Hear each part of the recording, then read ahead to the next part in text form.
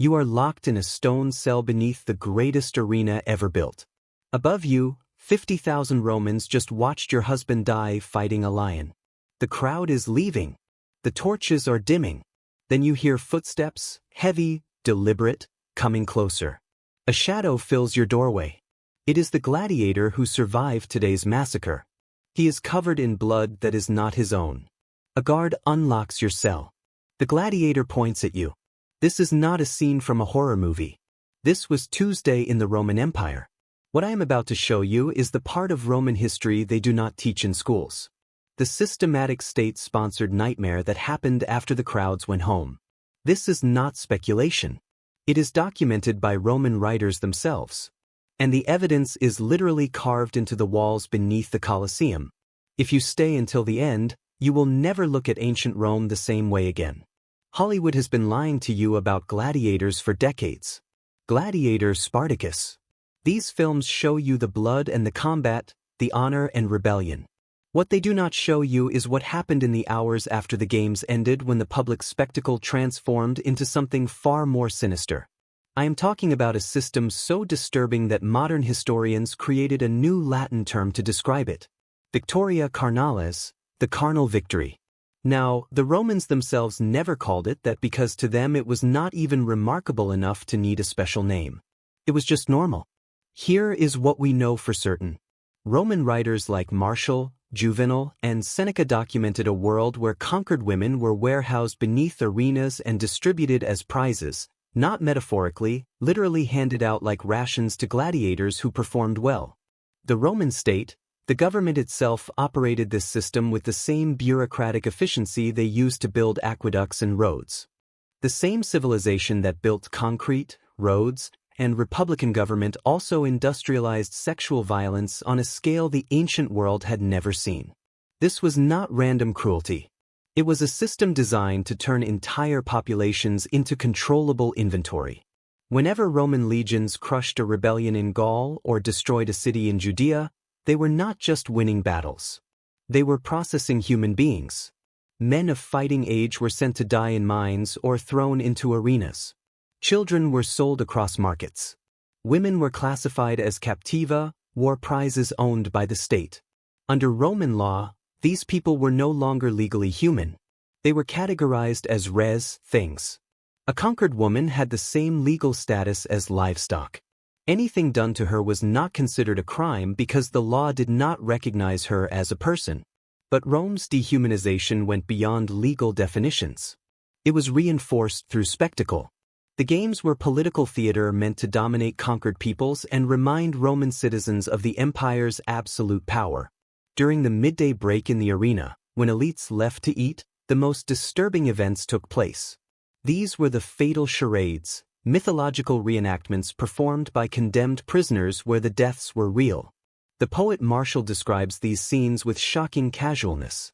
One prisoner, dressed as Orpheus, tried to charm animals with a lyre before being torn apart by a bear in front of tens of thousands of spectators.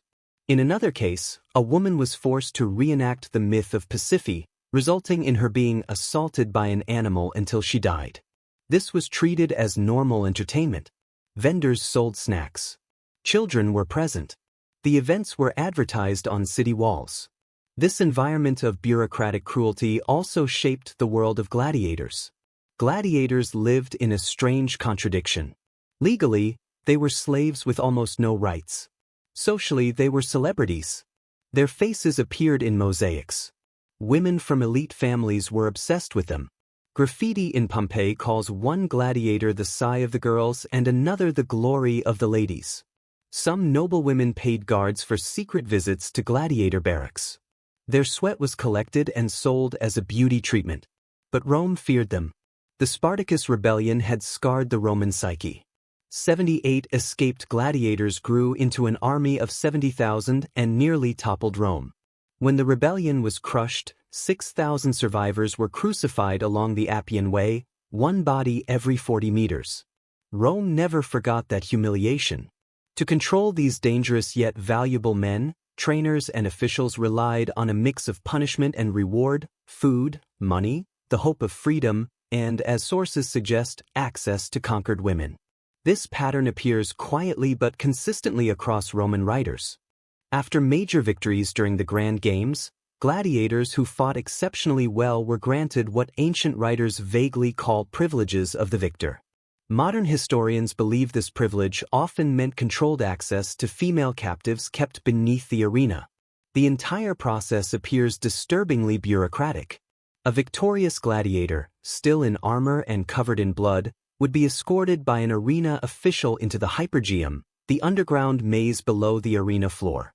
They walked past animal cages, lifts, and storage rooms until reaching a restricted row of holding cells. Archaeological evidence from amphitheaters in Capua, Pompeii, and beneath the Colosseum shows that these chambers were not ordinary cells. They contained stone benches built at precise heights, iron rings fixed into walls at multiple levels, reinforced doors that lock from the outside, and, in some cases, permanent chains embedded into the architecture. The women kept here were classified as captivi damnati, condemned war captives. Roman record keepers, called commentarii, catalogued them in ledgers by number and region: Germanica, Britannica, Parthica. Sources suggest a gladiator might be allowed to choose among the cells or be assigned one like equipment issued from storage. The door was locked once the prisoner and gladiator were inside. The texts avoid describing what happened next, but the physical structure makes the purpose unmistakable. And under Roman law, none of this was considered immoral or criminal. It was a logistical function of the games, managed by the same administrators who scheduled combats and maintained equipment. Archaeology reveals even more. Some chambers beneath the Colosseum show deep scratch marks on the walls. In Capua, graffiti left by captives survives: "I was Aemilia of the Brigantes, now I am nothing," and another pleading, "Let me die before tomorrow." These rare voices show that the system was not improvisation but infrastructure, purpose-built spaces engineered for repeated use. Rome standardized every part of its arena operations, and these captive chambers fit the same pattern: state-designed facilities for systematic exploitation disguised within the machinery of empire. When we combine the architecture, literary references, and Roman military culture, the system becomes unmistakably clear. To understand what it meant for the women trapped in it, we must reconstruct their reality from what survives. These women came from regions Rome crushed with methodical brutality. After resistance ended, men were killed or sent to mines, children were sold to distant markets, and women of childbearing age were chained and transported as captives. By the time they reached the arena, they had seen their villages burned, their children taken, and their identities reduced to numbers in Roman ledgers.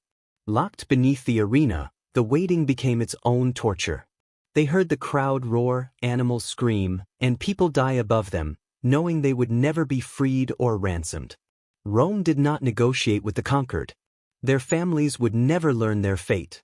When the cell door opened, the choice meant being handed to a man who had just killed for entertainment.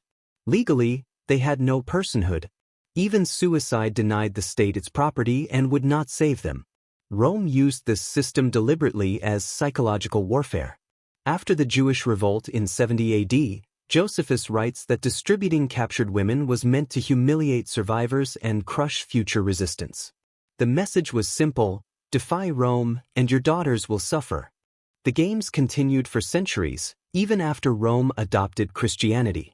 Gladiatorial combat lasted until 404 AD, ending only when the monk Telemachus was killed trying to stop a fight, prompting Emperor Honorius to issue a permanent ban.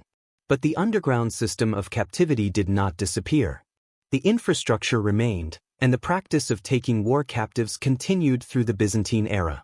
It ended only when the empire collapsed and the supply of captives vanished. Today tourists visit the Colosseum without hearing what happened below. The rings, the cells, the scratch marks, and the ledgers still exist. This was not anomaly or rumor. It was policy, infrastructure, and normalized cruelty. The arena's true story lies beneath the sand, if we choose to listen.